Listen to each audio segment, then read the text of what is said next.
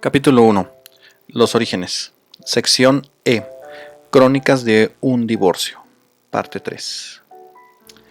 Mi mamá estaba cansada de que la mitad de la casa estuviera siendo rentada, así que le pidió a mi papá que diera por terminado el contrato de las dos familias que vivían en la casa.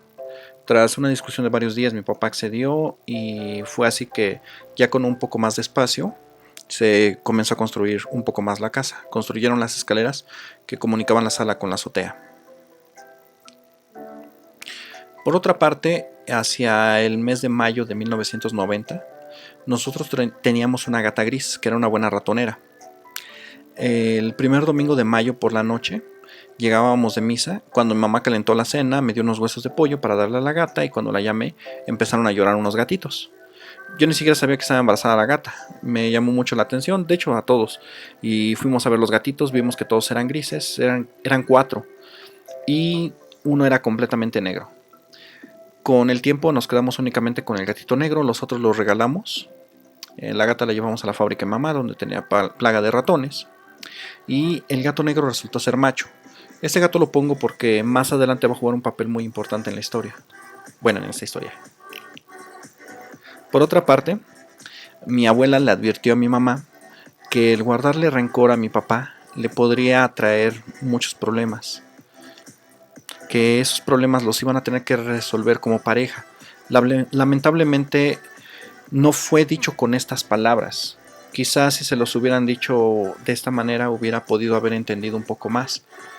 Y algunas cosas malas que sucedieron podrían haber sido evitadas o pasar con el menor dolor posible.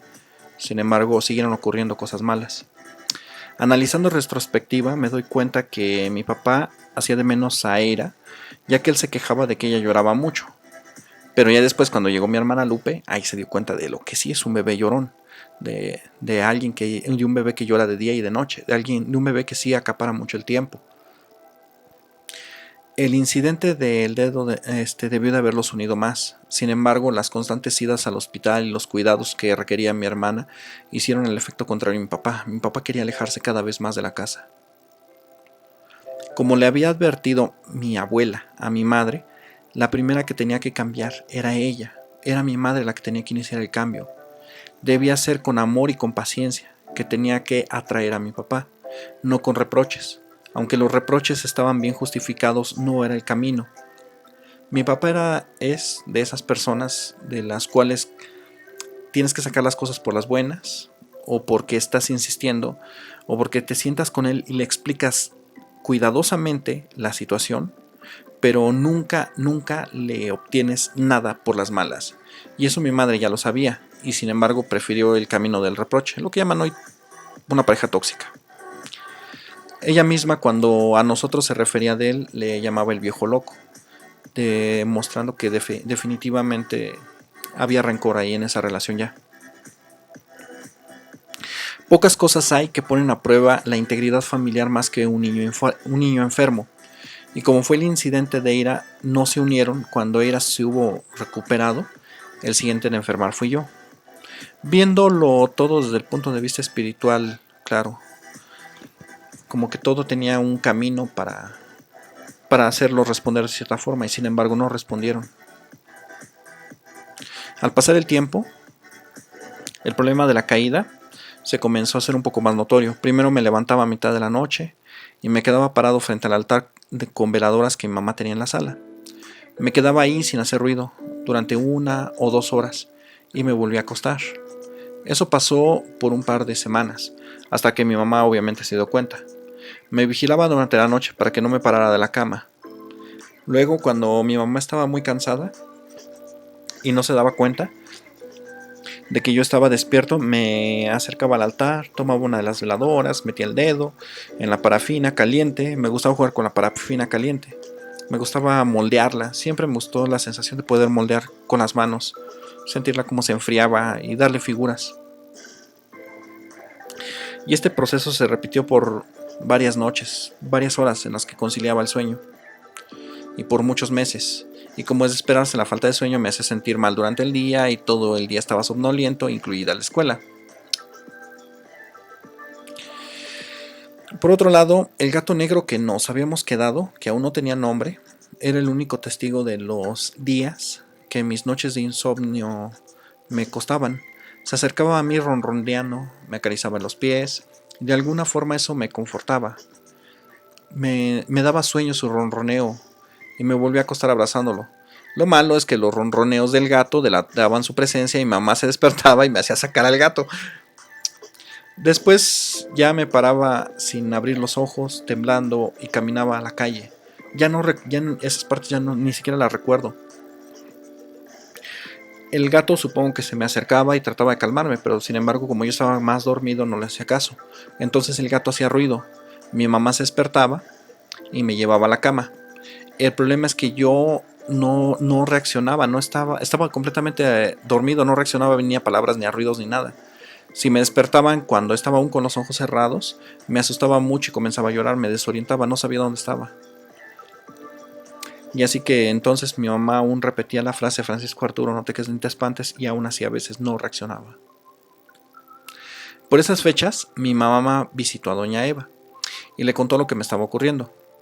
En ese momento estaba ahí el ex esposo de doña Eva y habló con mi mamá. Le dijo que le podía ayudar a entrar a trabajar al psiquiátrico donde él laboraba, y le dijo que aunque estaba un poco lejos, ya tendría prestaciones para llevarme a hacer más estudios. Así mi mamá comenzó a trabajar en la lavandería, aunque no estaba contratada.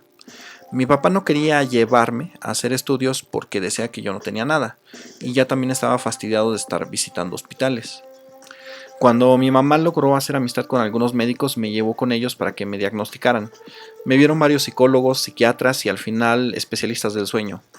Al principio no me recetaron ningún medicamento, pero pronto comencé con otro síntoma: fuertes dolores de cabeza sin previo aviso, tan intensos que me tiraban al piso, donde me hacían patear o golpear el suelo de dolor.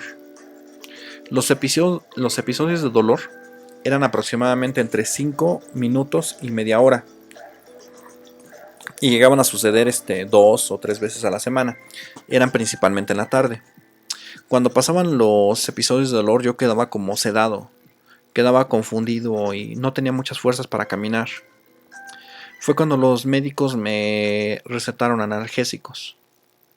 Al principio creía que se trataba de migraña, pero al proceder a hacer más estudios descartaron esto: no era migraña. Los estudios salían muy caros, el sueldo de mi mamá pronto se iba en pagarlos. Brenda comenzó a trabajar para ayudar a mi mamá con los gastos, primero de niñera, luego en una farmacia. Y por esas fechas, como mi mamá ya no tenía para comprar la despensa, hubo escasez. Antes cada quien cenaba un pan de dulce y un vaso de leche. Ahora hacíamos atole blanco con poca leche y un solo pan lo partíamos en 4. Antes comíamos arroz o frijoles con huevo o carne, ahora solo era arroz o frijoles. Cocinábamos una sola olla para toda la semana. Recuerdo que en esos tiempos todos los días soñaba que comía, siempre me despertaba con hambre, y el hambre me despertaba a mitad de la noche, pero me tenía que aguantar el hambre y volver a dormir. Después decidieron hacerme un electroencefalograma. Para ello tenía que estar toda la noche sin dormir. Recuerdo esa noche, fue como si hubiera sido ayer. Brenda estaba trabajando en la farmacia, salía de la casa a eso aproximadamente de las 9 de la mañana, y después iba a la escuela y luego llegaba aproximadamente a las 10 de la noche.